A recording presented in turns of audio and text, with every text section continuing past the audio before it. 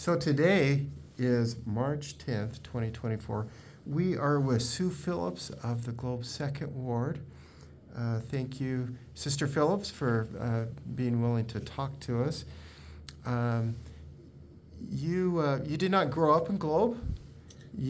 Can you tell us a little bit about your upbringing? I was born in Calexico, California. My parents actually lived in Indio, but that was the nearest hospital. And we lived there till I was maybe, I don't know, 3, 4. Then we moved to Illinois for a year and a half. And then we're back to California. And I spent the rest of my growing up years in Southern California. And when I was 17, my dad got transferred to the Philippines. And so I spent my senior year of high school in the Philippines. And then I went to what was then Rick's College. That will date me. And then I went back to the Philippines for, I think it was like a year and a half. And then I went, excuse me, on a mission. And then while I was on a mission, my parents moved to Washington State. And so I returned from my mission to Washington, and my parents were living in a very small town, and my mom and dad both wanted me to get married, and so they said, "You can't stay here. You can stay and work and get some money, and then you have to leave." And so I lived with them and got a little nest egg, went to floral design school so that I could support myself in college, and then went to BYU. And after I graduated from BYU, then my sister had moved to Arizona, and so I moved here, and my sister had a tough pregnancy at about the time that I moved here, and so I helped out with her and her family, and then I started looking for a job, and I got a job in Miami, and I was there for a year, and then they decided they had budget problems, and so one of the ways that they had like 3 different plans, I think, and one of them was to eliminate a special ed position. And so I had just moved here. I hate to move, so I started looking elsewhere. So I interviewed in Globe and in San Carlos, and San Carlos offered me the job on the spot, so that's where I went, and that's where I've been. So you just said a whole bunch of things. Tell us about your mission. Where did you serve your mission? Ohio, Cleveland. Were you always in the Cleveland area? Fairly close. Okay. Did you get to do anything with the historical sites in Kirtland other than visit them, or? The John Johnson farm was a welfare farm. They grow apples, and so when the stakes didn't fulfill their responsibilities, I guess, then they would call on the missionaries. So we had the opportunity to go there a few times and pick apples, and then visit the home. And of course, that's where Section 76 of the Doctrine and Covenants, as well as several other sections, were received. And when I was there, when they dedicated the New K. Whitney store, that was in the Kirtland mission. It is not anymore, Cleveland. Sorry. Was the mission called? I mean, Cleveland or Kirtland is basically a suburb of Cleveland. Was the mission called the Cleveland Mission or the Kirtland Mission, or Cleveland? Cleveland. I just misspoke. Sorry. They're very close. So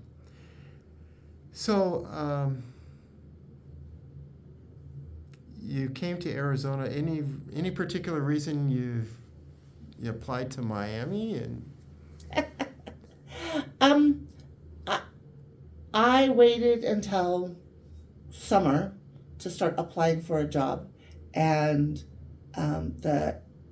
so my sister lives in Mesa, so that's where I was, and all of the districts in that area were, they said, "We'll take your application, but everybody's on break right now." So, and it was your application went into this big file, and the principals could look through the files, and you wouldn't necessarily know you were even in the running for a job until it was close. So that didn't suit me. I needed a job, so I started branching out, and so Miami was looking for special ed teachers, and so I came and interviewed in this area. So, and this, was this about 1990 that you moved 89. here? 89, okay. So when you came here, what did you think of the Globe Steak? Well, I'll tell you, I was not impressed with the way the area looks. I was kind of scared because I got lost when I was going to my interview in downtown Miami, like where Bullion Plaza is. And I've always lived in a fairly big city, and I was like, if I were anywhere else that I lived, I would never get out of my car in an area where I got lost. But I was very welcomed into the Globe Second Ward, and people there made me feel very welcome, and it was nice. So one of the things that you have been known for over the years in our state is your service with the Cub Scouting program. So why don't you tell us, what was your first calling in Cub Scouts? Tell us a little bit about that. Did you have any prior experience?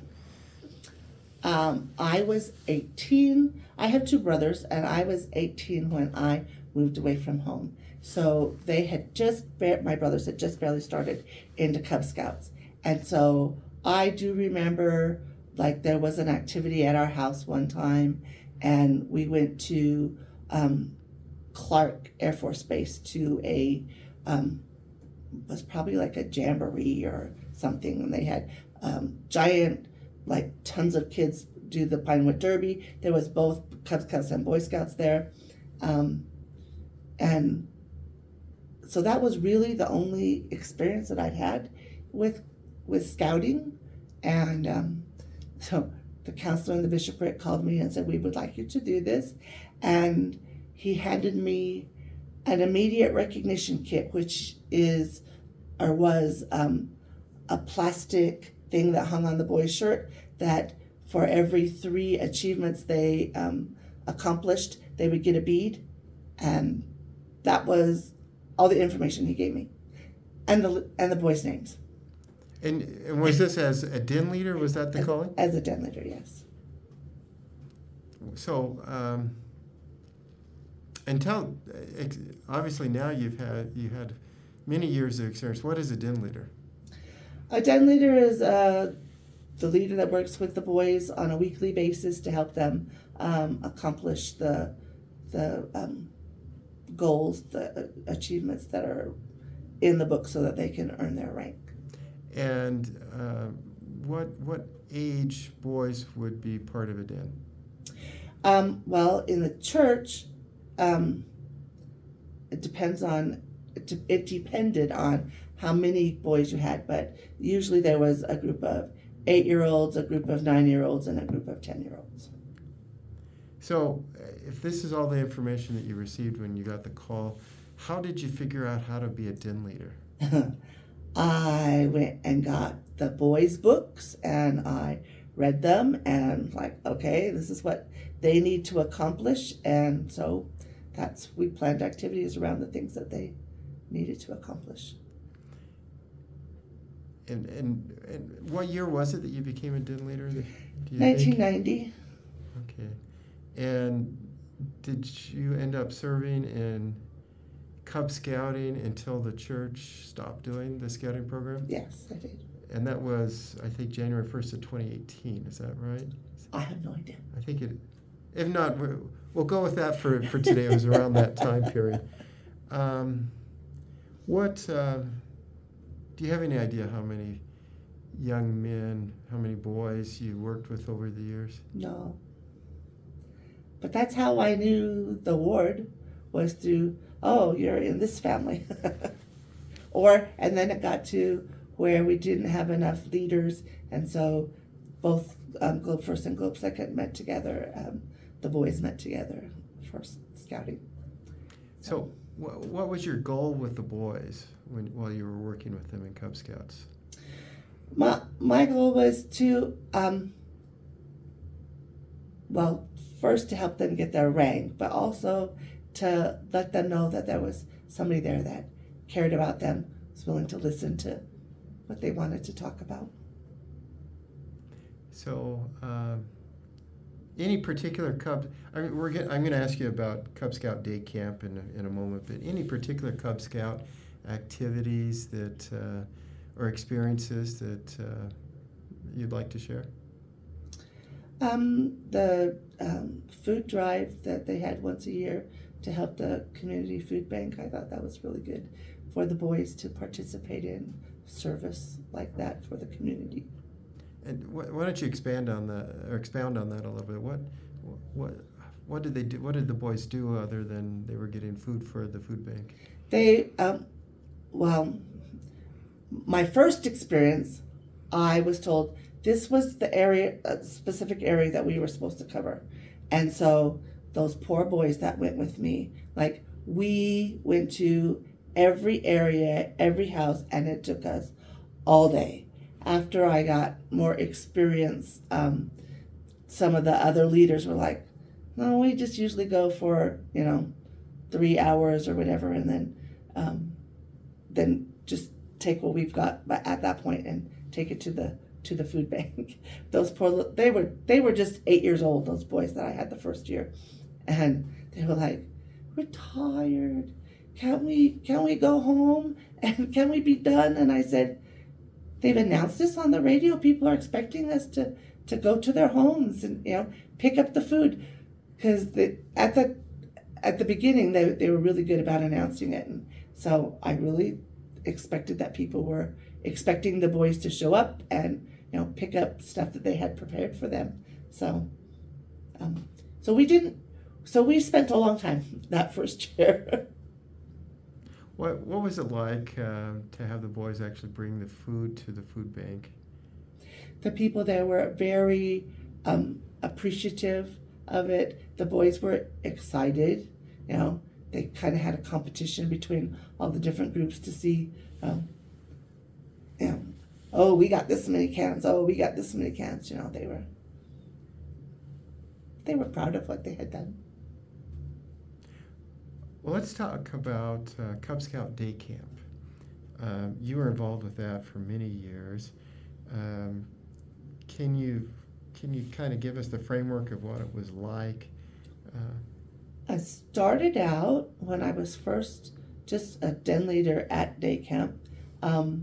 It was a week-long event, and there were like different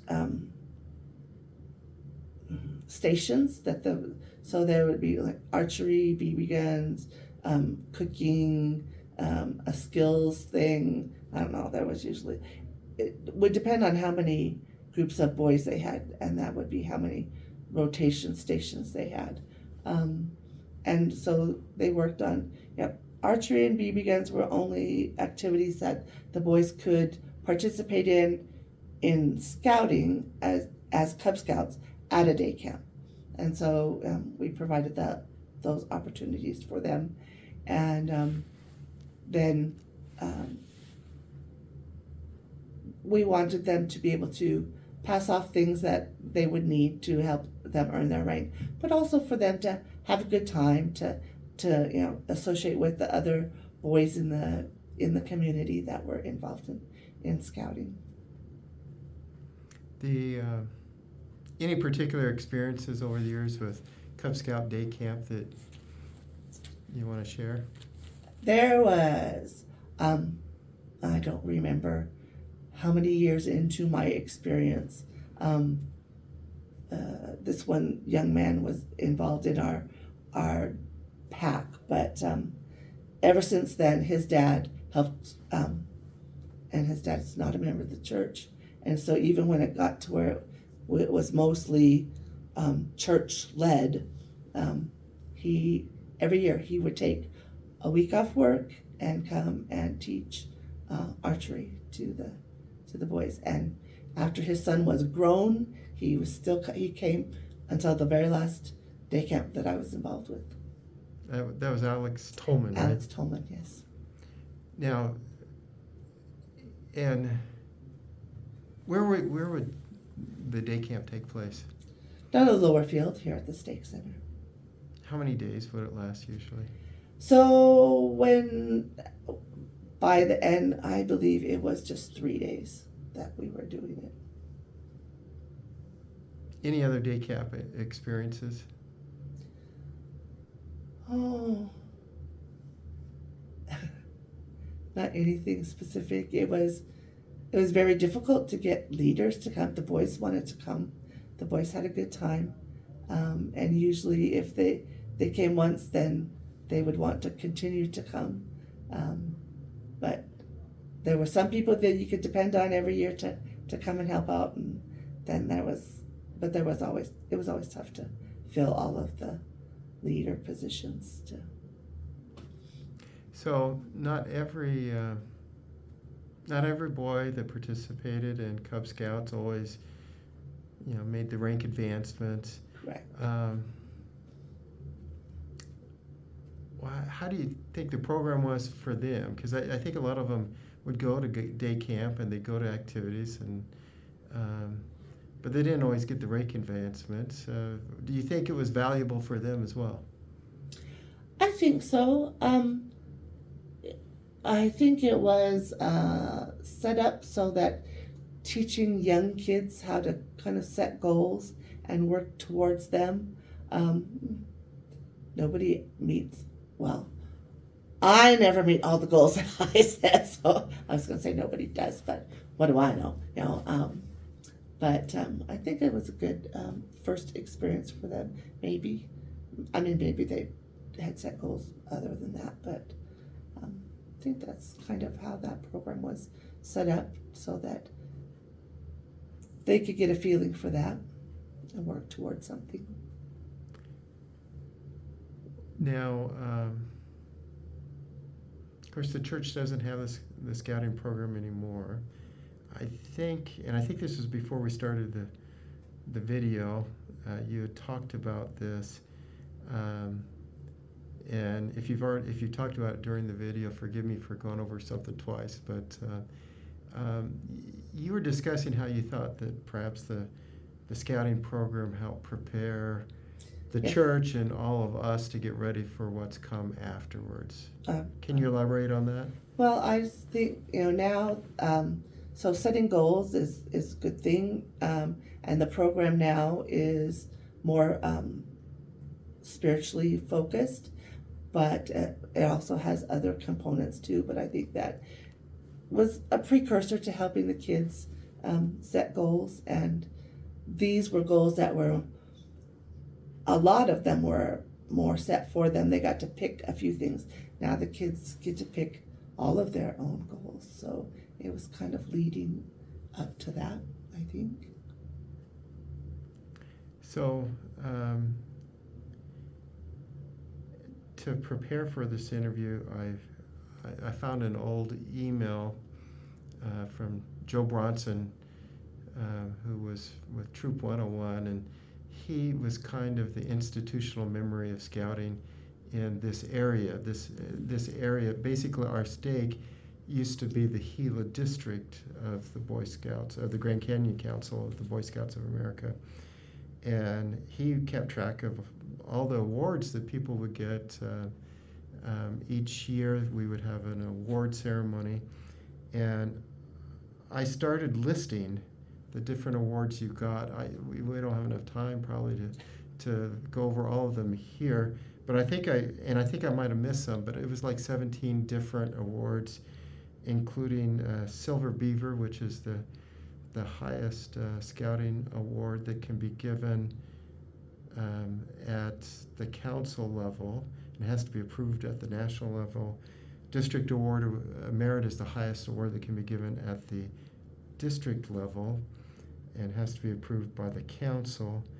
And maybe even as impressive as anything, in I show in 2008, they actually even created an award for you called the Super Sioux Award, recognizing your contributions over many, many years. I think there was a Cub Scouter of the decade and of life, or there was Cub Scout Roundtable Commissioner of the Millennium. So certainly you were very much appreciated for your reliable service to the boys and to Cub Scouting for all of those years. Probably not enough so, because your service really was outstanding. Any final thoughts on scouting or opportunities that you had to be able to work with so many different boys? Most of them are grown up now, Yes, they are. and those who haven't yet are in the process of growing up. But any last thoughts about all of that? It was a wonderful experience for me. I loved working with those boys all through the years. I enjoyed it. I had an opportunity at one point to be released from that calling.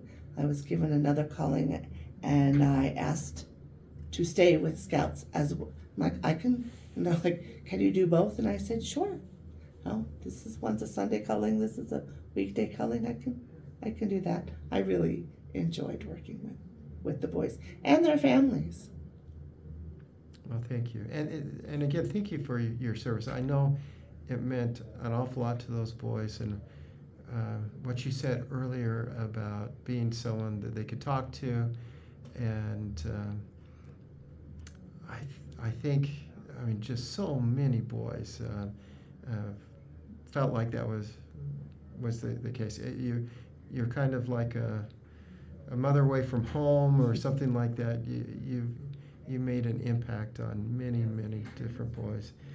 Before we conclude this interview today, would you be willing to share with us your testimony? Sure.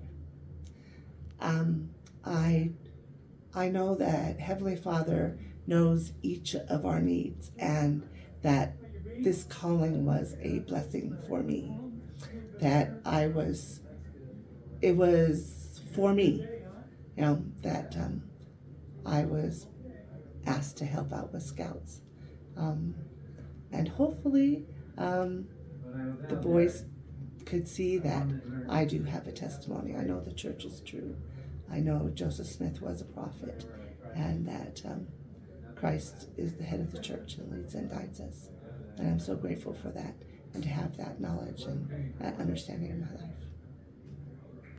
Again, thank you very much for sharing with us today, and thank you for all that you've done. You certainly played a huge role in the Globe Stake history over the last several decades, with probably a generation and a half of young men. So again, thank you very much.